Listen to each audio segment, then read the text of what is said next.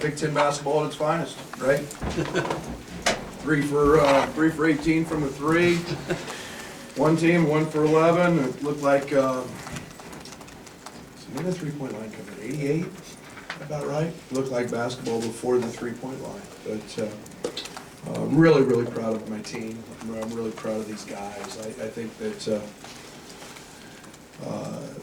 as difficult as Saturday was, and yet we played so well, to get these guys to continue to believe in the process and understand how important preparation is and the growth that we continue to show in that area of understanding scouting report.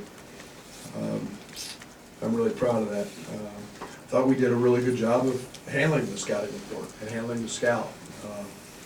When you have two elite players in Teskey and Simpson, I don't want to neglect Livers in there. He is also that, but we tried to make it a 2-on-2 game, and we did a very good job of that. We knew they were going to score. We just wanted to make sure that they didn't beat us from the 3-point line. And I thought early they got out in transition a little bit and hurt us. But once the game settled, we took that away, and then Georgie, Kofi were really, really efficient, really, really effective in the paint tonight, and we got enough easy baskets downhill with Io and Dre, and a night that obviously there weren't a lot of threes made. That was just a good, hard, smash mouth game, and I thought defensively we were really, really solid. You mentioned yesterday that you told the players that the things they did well against Maryland could carry over to tonight's game. How did maybe they make that actually happen? A+. Maybe the end wasn't. I mean, we went from 12 to 4 without me blinking an eye.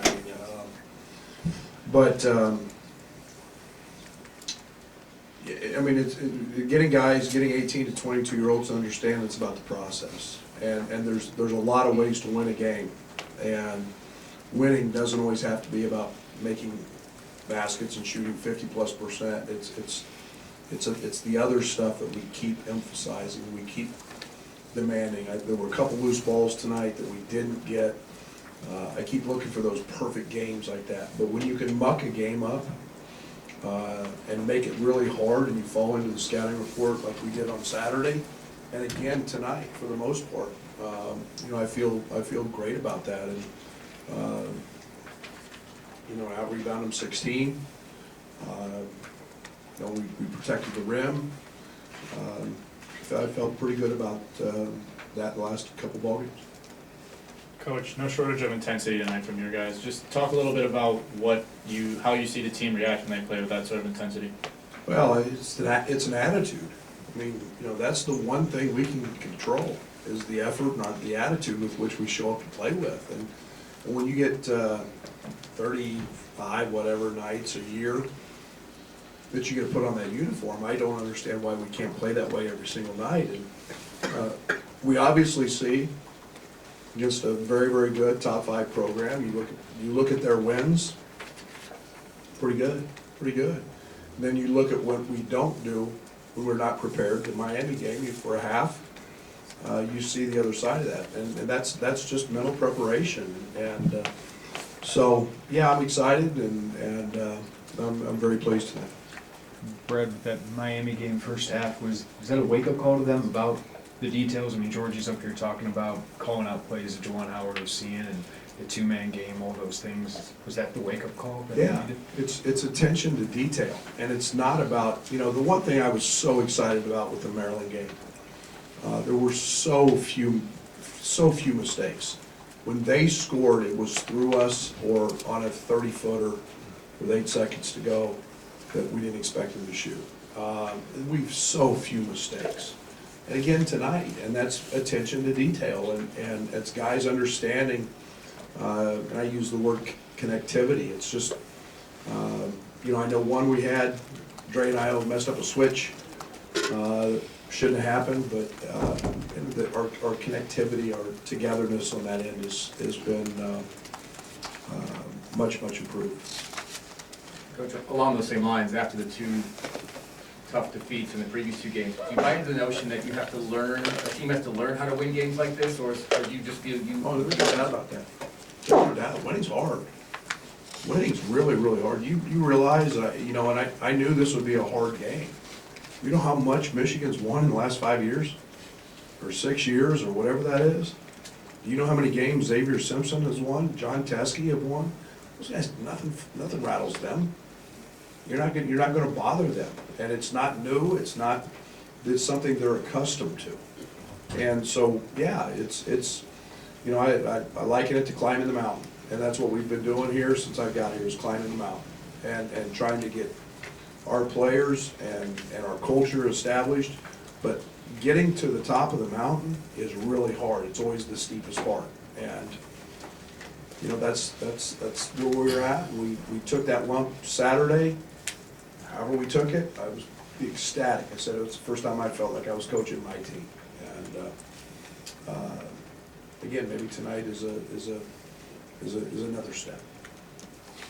Coach, I'd be interested in hearing your impressions on Juwan Howard, both as far as, you know, preparing for the team coached by him and then, you know, actually facing him now. No, he's done an unbelievable job, and I've been, you never know when there's a coaching change and a guy that hasn't been at the collegiate level, really what, his reputation amongst the NBA people was off the chart. Everybody said he's gonna be a terrific coach, and there's no doubt about that. He's doing things a little different in terms of what John did, but they're really good. I mean, they're really good, and they're really well coached, and they give you a little bit of a press, they give you a little bit of zone, they mix things up. His teams defensively have a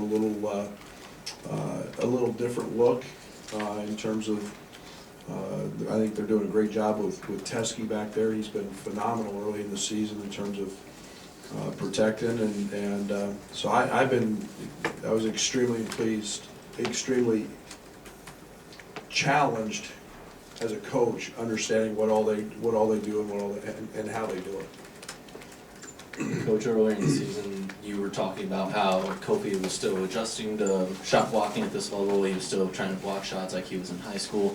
What adjustments have you seen him just make leading up to tonight's performance, where he had just 4 blocks and was rim protecting at that level?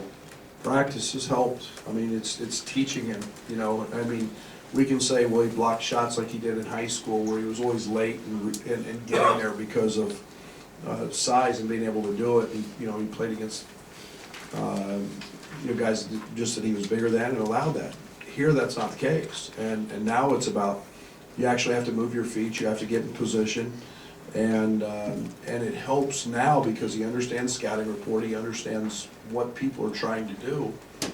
So there's a real big mental component, and then physically, you know, we practice 2 or 3 times a week blocking shots, and you know, he was sure a factor tonight. Kind of follow up on that. I mean, Kobe's had good performances several times this season, but tonight, I mean, I guess with the opponent, maybe the stage, this one carries a little more weight that he was able to produce at the same level. Yeah, I don't look at it quite like that, but yeah, I mean, there's no doubt he was really good tonight, and I look at it day to day with him. I mean, Kofi makes. We were talking today at pregame meal, and I mean with Fletch, and I mean, you know, if he's in the pond, he's ankle deep in terms of how much growth he still has. He's still a pup. He's still learning the game, and his strength. You know, when this young kid gets really strong, and is here this summer, I mean, you know, I mean the upside is scary. Brad, you mentioned the plus 16 rebounding advantage. What went into your success on the glass against such a big team? We've been good at it all year. It's something we really emphasized. I think that you know, we felt like we had to get some easy baskets against them. We felt like it was a way to put some stress on their defense, You know, I was very concerned about them in transition. Sometimes the best way to attack a team in transition is go to the offensive glass, and I don't know what we have tonight, 15, 16. And you get easy baskets out of that, and, you know, statistically, 1 out of every 2 offensive rebounds ends up in a foul, so there's a double whammy. But we emphasize it, it's something we've been very good at. We're one of the top rebounding teams in the country, and I'm proud of our guys to do it against a team with that much size. Juwan touched on just how well Kofi wedged while he was trying to get to the rim. Is that something that was kind of a game plan point against Michigan, or is that just his basketball instinct? That's what we practice. We work a lot on wedging, and when you're 7 foot, 290 pounds, and, you know, it's something a lot of big guys do. But it's just a little positioning technique that he's starting to see it better, and see it earlier, when the opportunities come, and when I was gonna shoot a ball, or Trent's gonna shoot a ball, and then start working for that position. But, yeah, he continues to grow every day. Pretty much covers this in your opening statement, but you had 2 teams that are looking to push the ball, finishing with a 71-62 score, and should anybody be surprised by that? No, I think every game develops its own identity, and you know, you take opportunities when they're there. You know, I was upset a little bit the first half, just because I think they took 4 or 5 balls out of our hands, just knocked the ball away from us, and a couple of those were in transition, and we've had to find that fine line between running and transition. A lot of our turnovers early were coming just sloppiness in transition, and so we've worked to try to balance that a little bit. But you know, I guess you're going to have a fairly ugly game when teams shoot like they did from the 3 and not have a ton of points. Brad, the play that Georgia was checking in and he called out what Michigan was going to run, it led to a Trent steal. Is that an example of the growth? Would that have been there earlier in the season, that No, attention to it detail? wasn't. Again, it's the attention to detail, and the guys focusing on scouting report, and then communicating it, and then having that connectivity, and that, you know, we all know Georgie talks, but yeah, it's one thing that not just to know it and say it, but to remember it, and then be able to, you know, okay, we know what's coming. And again, that's a tribute to our staff and our players for pointing those things out. Coach, to execute like you have defensively against 2 top 5 teams the last 2 games, how much is that a step forward in your identity at that end of the floor? Oh, well, offense, well, what's the old cliche? Offense wins games, defense wins championships. And I've gone back 100 times. You've heard me, you guys been around me know, I always bring up the game when I was at Stephen F. Austin. We were one of the top offenses in the country. Play Utah in the NCAA tournament, and it's 52-50 with 42 seconds to go. And we had the best shooter in the country went over. And you gotta find a way to win when the ball doesn't go in. We can put them in the right positions, and then at some point the human part of it takes over, and sometimes it just doesn't go in. And I don't want to be that team that has to shoot 50% on the road to win. And that's not the grit. We've been good offensively. We scored 120 in a game, but again, it's the other part of that I'm really proud of, Derek. I think we're developing an identity at that end of the court, and we've been striving all year to do that. What's your immediate, you mentioned it in your opening statement, your immediate impression of guarding the ball screen action, making it a 2-on-2 game, and then almost making them go left all the time in the second half and beating you with their left hand? Damn, you didn't have to tell the scouting report. You know, again, you have no idea how much respect I have for Xavier Simpson and how good he is. And I think he's one of the elite passing guards in this country. And, you know, I played against Xavier when he was a freshman in the NCAA tournament. We picked his ball at half court, and Coach Beeline never put him back in, I don't think, in that NCAA tournament game. And now he's one of the elite guards in this country. And we feared his passing more than we did his scoring. And Brooks and Light Livers and DeJulius and all those guys become, you know, Brandon Johns, all those guys become really, really effective players because of his passing. And you know, we just tried to make it hard, and we knew we were going to give up some points there, but we wanted them to be twos and challenge twos.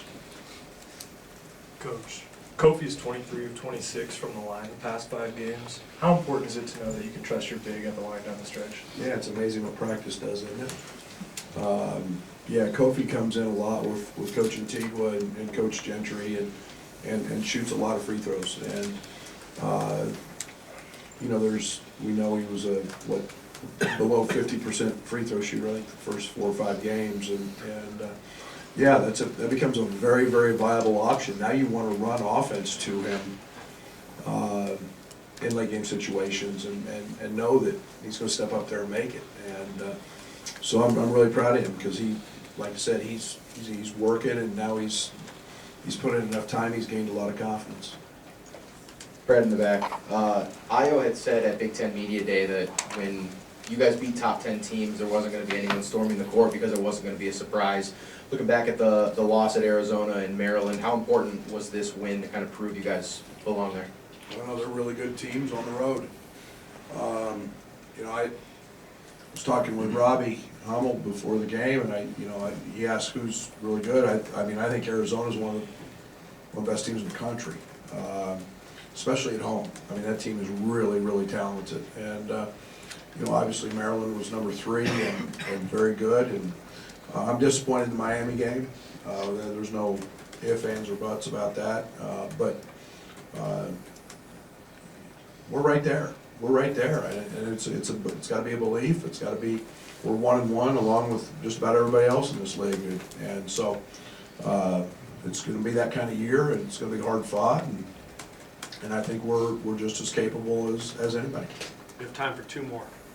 Did you visit with Lewis Garrison after the game? I have not made it there yet. I know he was. I just actually saw the celebration and clubbing and whatever that was called or what happened, and I've known Lewis for a long, long time. He was in the Southland when I was there. He's a terrific official, and I know Kofi was sick about that after the game, so I'll reach out to him here later tonight. Coach, I know you'd like to make more than one, but were you happy with 11 3-point shots and 44 points in the paint? Can that be the identity, more inside than outside? I think we're, you know, I think this game forced that. I mean, the way Michigan plays, Michigan's one of the best teams in the country at not giving up 3-pointers and a low percentage. We had a pretty good idea that was coming. You know, they don't give a lot of support. They leave Teskey, they leave John under the basket to protect, make you shoot a lot of hard twos. The one thing that our team does is we have an ability to make a lot of pull-up jump shots. Io's very, very good at it. Dre's really good at it. Trent's can stop on a dime. So we knew going into this game we were going to get a lot of those. And, you know, maybe not as many threes, maybe not being able to spray it. We thought our threes would have to come in transition, and you know, those opportunities weren't there because we got layups at times. So not disappointed in that. I mean, we're a really good shooting team. I believe that. I watch us every day in practice, but tonight wasn't what the game gave us. Okay. Thank you.